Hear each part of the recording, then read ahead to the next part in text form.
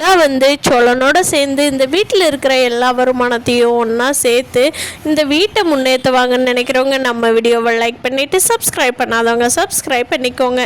பாண்டி, பல்லவன், சேரன் 3 பேருமே காலையில் தூங்கி எந்திரிச்சு நிலாவோட ரூம் கதவையே எட்டி பார்க்க திரும்பி பார்க்க எட்டி பார்க்க திரும்பி பார்க்க காஃபி குடிக்க எட்டி பார்க்க இப்படியே பார்த்துட்டே இருக்காங்க. சேரன் டே ஏன்டா அங்கேயே பார்த்துட்டே இருக்கிறீங்க 2 பேரும், போய் காஃபி குடிச்சிட்டு வேறு வேலையை பாருங்கடா அப்படின்னு சொல்லி சேரன் அண்ணா சொல்கிறாங்க.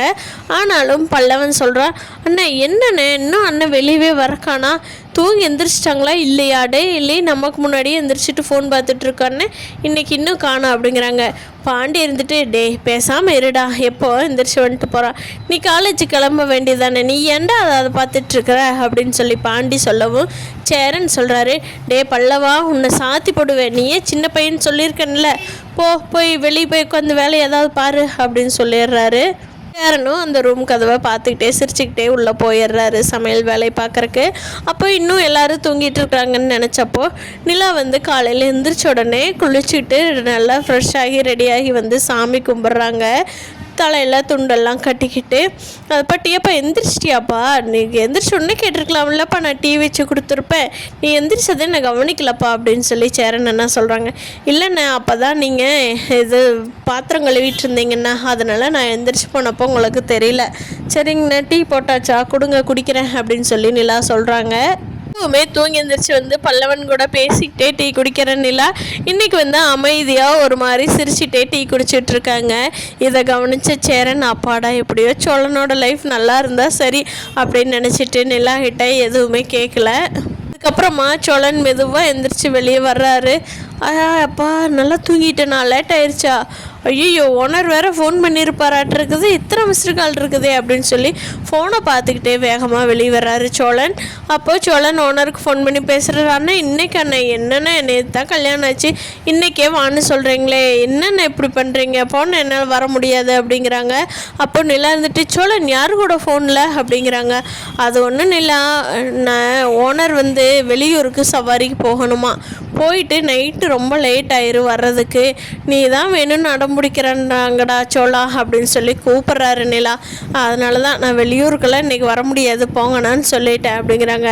நிலா இருந்துட்டு, எடுங்க ஃபோன் எடுத்து உங்கள் ஓனருக்கு ஃபோன் பண்ணுங்க, மரியாதையாக போயிட்டு வாங்க, நான் என்ன சொல்லியிருக்கேன், எல்லா விளையாட்டுத்தனமாகவே இருக்கக்கூடாது, எல்லா வேலையும் இழுத்து போட்டு செஞ்சு சம்பாதிக்கணும்னு சொல்லியிருக்கேன்ல, கிளம்புங்க இப்போவே, எவ்வளோ லேட் ஆனாலும் பரவாயில்ல, நாங்கள்லாம் வெயிட் பண்ணுவோம், இல்லைன்னா நல்லா தூங்கிடுவோம், நீங்கள் அதுக்கப்புறமா வந்து தூங்கினா போதும், இப்போ கிளம்புங்க அப்படின்னு சொல்லி நிலா சொல்லிடுறாங்க.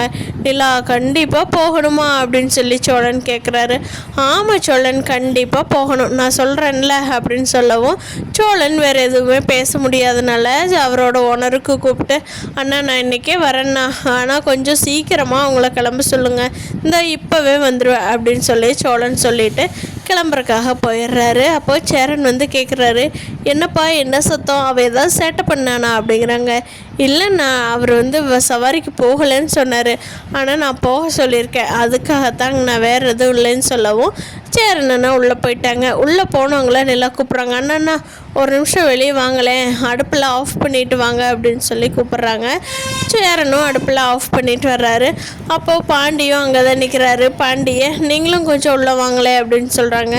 பாண்டியும் வந்ததுக்கப்புறமா, இங்கே பாருங்கள், இனிமேல் வந்து நீங்கள் 2 பேருமே சம்பாதிக்கிறத சேவ் பண்ணி வைக்கணும், சேவ் பண்ணினா அந்த காசை வந்து வேறு எந்த செலவுக்கும் எடுக்கவே கூடாது, அந்த மாதிரி போட்டு வைக்கணும். அதுக்கப்புறமா நம்ம வந்து பேங்க்கில் இருக்கிற லோன் எல்லாம் கட்டி வர்ற வருமானத்தை எல்லாருமே கொண்டுட்டு வந்து பொதுவான ஒரு பாக்ஸ்லேயோ அதுலேயாவது போட்டு வைக்கணும். சந்தாட்டை இவர் கொடுத்துட்டு வந்த வார்த்தையெல்லாம் ஞாபகம் இருக்கான்னு அந்த வார்த்தையெல்லாம் நிறைவேற்ற வேண்டாமா, அதுக்காகவே நிறைய இன்னும் சம்பாரித்து இன்னும் இடமெல்லாம் பிடிச்சி இன்னும் அதுக்கு தகுந்த மாதிரி சோர்ஸ் ரெடி பண்ணணும்.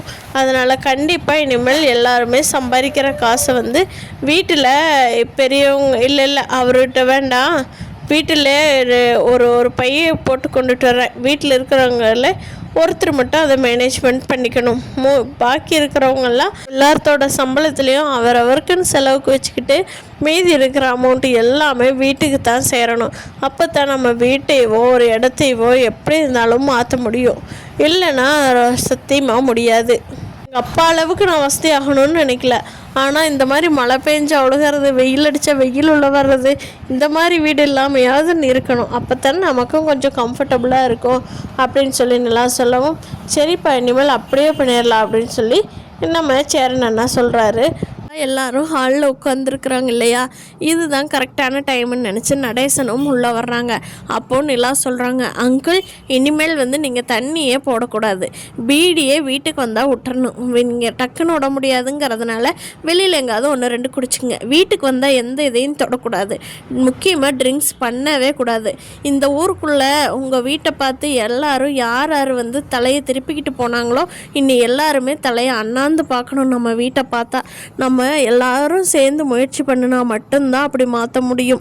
ஒரு ஆள் நினச்சோம்னா மாற்ற முடியாது. அங்கிள் எல்லாருமே கேட்டுங்க, இந்த முடிவுக்கு எல்லாத்துக்கும் சம்மதமா அப்படின்லாம் கேட்கவும், கண்டிப்பாம்மா எல்லாத்துக்குமே சம்மதம் அப்படின்னு சேரன் சொல்கிறாரு. நடேசனும், ஏம்மா இப்படி ஒரு ஆள் இல்லாமல் தானே நாங்கள் தவிச்சிட்டு இருந்தோம், சரிம்மா அப்படிங்கிறாங்க. ஐயனார் துணை வீடே நீ மாட மளிகையே ஆக போகுது. சேரன் வேலைக்கு கிளம்பின உடனே நிலாவுக்கு ஓடி ஒரு முத்தம் கொடுத்துட்டு கிளம்பிடுறாரு. நிலா, இனிமேல் நான் காலையில் உனக்கு எப்போ போனாலும் இப்படி தான் கிஸ் பண்ணிட்டு போவேன், சரியா அப்படிங்கிறாங்க. சரி சரி, ஆனால் சுற்றி யாரும் இருக்காங்களான்னு பார்க்கணுங்கிறாங்க. ஐயோ நிலா, க்யூட் நிலா அப்படின்னு சொல்லிட்டு சோழன் வேகமாக கிளம்பி போயிடுறாங்க. வானதி பாண்டியோட கடைக்கு வர்றாங்க. அப்போது பாண்டிகிட்ட கேட்குறாங்க வானதி, என்ன பாண்டி கல்யாண வேலையெல்லாம் முடிஞ்சு ஃப்ரீயாயாச்சா அப்படிங்கிறாங்க. ஆமாம் வானதி, ஒரு வழியாக சோழனோட கல்யாணம் முடிஞ்சது, அடுத்து சேரனோட அண்ணா கல்யாணத்துக்கு தான் எல்லாருமே பிஸியாக ரெடி பண்ணணும் அப்படிங்கிறாங்க. டேய் நம்ம கல்யாணம் இருக்குடா, அதை மறந்துட்டியாடா அப்படின்னு சொல்லி வானதி கேட்குறாங்க. ஏய் அதை மறப்பனா, ஏன்டி சேரனுக்கு அடுத்து நம்ம தானே, எங்கே போயிடும், அதெல்லாம் கண்டிப்பாக பண்ணலாம் வானதி அப்படிங்கிறாங்க. ஏய் எனக்கு என்னமோ நம்பிக்கை இல்லடா, நீ போகிற போக்கு பார்த்தா உங்கள் அண்ணி சொன்னா தான் என் கழுத்தில் தாலி கட்டுவேன்னு சொல்லிடுவா போல அப்படிங்கிறாங்க. ஏய் ஏன் வானதி இப்படி பேசுகிற? ஆமாண்டா, ஒரு ஏடியாலாம் குடும்பமே நிலாவை தூக்கி தலையில் வச்சுக்கிட்டு ஆடுறீங்க, நான்லாம் வந்தால் மதிப்பீங்களா? ஆமாம், அதுக்கு முன்னாடி உங்கள் வீட்டுக்கு வர்றதுக்கே எனக்கு டவுட்டாக இருக்குதுடா, வந்தால் நிலா நிலா நிலா நின்னீங்கன்னா எனக்கு இங்கேருந்து கேட்குறக்கே கடுப்பாகுது, வீட்டுக்கு நான் நிலா பிராணத்தையே எப்படா கேட்கிட்டு, அதான்டா என்ன பண்ணலான்னு யோசிச்சுட்ருக்கிறேன் அப்படிங்கிறாங்க. பாண்டி சொல்கிறாங்க, ஏண்டி என்ன கல்யாணம் பண்ண வேண்டாம்னு நினைக்கிறியா அப்படிங்கிறாங்க. ஆமாடா பாண்டி, கரெக்டாக என்ன புரிஞ்சு வச்சுருக்கிறடா, எதுக்கார நல்லதாக அப்படியே யோசிக்கிறியோ இல்லையோ, நான் தப்பாக யோசிக்கிற மட்டும் நீ கரெக்டாக யோசிக்கிறீடா அப்படிங்கிறாங்க. என்ன பண்ணுறது, உங்களோட இவ்வளோ நாள் பழகிட்டேன்ல, அதனால் கரெக்டாக புரிஞ்சு வச்சுருக்கிறேன் அப்படிங்கிறாங்க. ஃப்ரெண்ட்ஸ், அடுத்து சேரன் சந்தாவோட கல்யாணம் இந்த மாதிரியே எந்த பிரச்சனையும் இல்லாமல் நடந்தால் நம்ம சேரன் அண்ணாவும் ரொம்ப சந்தோஷப்படுவார். பாண்டி வானதிக்குள்ளே எந்த பிரச்சனையுமே வராமல் வானதி பாண்டியோட ஒத்து போயிடுவாங்களா அப்படிங்கிறதையெல்லாம் இனி வரப்போகிற நாட்களில் பார்க்கலாம்.